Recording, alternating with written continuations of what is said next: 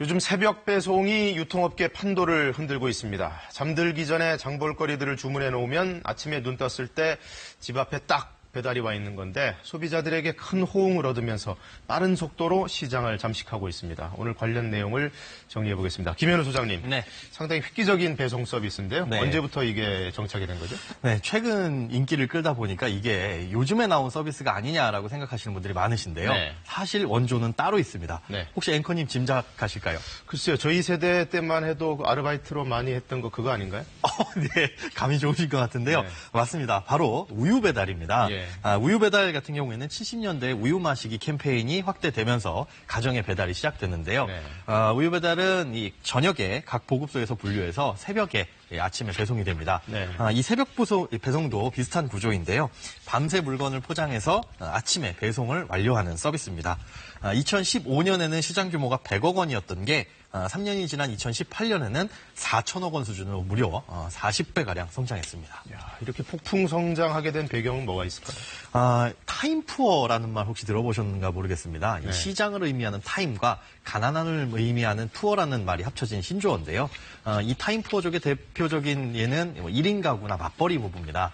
퇴근하고 나서 장에 가거나 마트에 갈 시간이 없을 때 예. 온라인으로 간편하게 주문하면 다음날 아침에 집 앞까지 갖다 주고요. 또 무겁게 들고 갈 필요가 없으니까 더없이 간편하겠죠. 또 이 사놓은 재료들을 먹지 못해가지고 남아서 버리는 경우가 아마 종종 있으셨을 겁니다. 네. 그런데 이런 새벽 배송 업체들은 이 손질이 번거로운 찌개 재료들이나 아니면 뭐 이런 반찬 재료들을 1인분 기준으로 판매를 하고 있거든요. 네.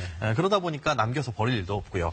또 동네 마트에서 구하기 어려운 식품들을 판매를 하기도 하는데 예를 들자면 외국에서 판매되는 뭐 소스라든가 치즈 또 명인들이 만들어 놓은 젓갈 이런 것들을 아주 손쉽게 구매를 할 수가 있습니다. 이 시장이 커지다 보니까 업체들 사이에서는 사실상 전쟁이 붙었죠. 네, 맞습니다. 진짜 말 그대로 전쟁이라고 해도 과언이 아닌데요. 네.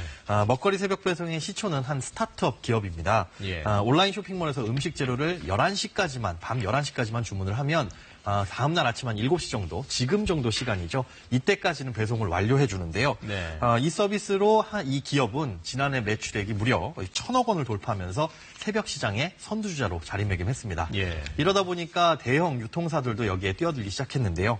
마트에서 새벽 배송을 하는 건 물론이고요. 한 백화점에서는 백화점 식품관에서만 살 수 있는 고급 재료들을 배송하고 있습니다. 예.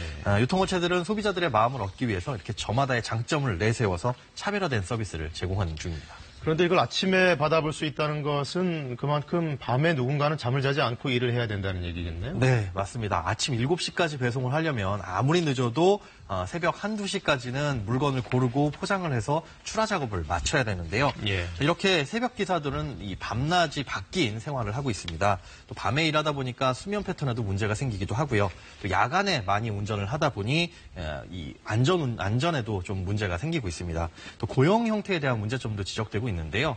대부분 이 배송 기사들의 고용 형태는 개인 사업자나 외주업체에 소속된 경우가 많습니다. 그러다 네. 보니까 혹시 사고가 발생한다 하면 이 본사의 책임은 아닌 경우가 많이 있다고들 하네요. 또 아침에 배송을 해야 되다 보니까 이렇게 새벽에 일하는 건 어쩔 수 없지만 이 배송기사분들의 건강과 안전을 좀 보장하는 방향으로 제도가 개선이 되어야 될 필요가 있습니다. 저도 주문을 한번 해봤는데 네. 포장지가 엄청나더라고요. 이게 과다 포장 논란이 좀 있겠던데요. 네, 맞습니다. 이 새벽에 배송된 상자를 아마 받아보신 분들은 깜짝 놀라실 텐데요. 예. 잘못 배송이 된 거 아닌가. 나는 1, 2인분 정도를 주문을 했는데 배송된 상자의 크기만 보면 거의 10인분이 넘는 상자에 배송되어 옵니다. 새벽 배송 대부분이 고기나 채소, 이런 수산물 같은 신선 제품인데요. 네. 아무래도 이 신선도가 중요하죠. 그러다 보니까 음식 재료는 비닐이나 플라스틱에 한번 싸고요. 이걸 또 이 스티로폼 상자에 넣습니다. 안에다가 이 신선도를 유지하기 위한 얼음백을 또 집어넣는데 예. 이러다 보니 내가 시킨 음식물보다 오히려 이 쓰레기가 더 많이 나오는 상황입니다. 요즘 일회용품 줄이는 추세인데 나 편하자고 이렇게 쓰레기를 많이 배출해선 되겠느냐 하면서 죄책감이 늘고 있다고 하는데요. 네. 이 포장재들을 다시 회수해서 쓰거나 아니면 최소 포장, 친환경 포장을 주문제가 선택할 수 있는 방식의 도입도 필요한 것 같고 정부도 이 자율협약을 추진 중에 있습니다.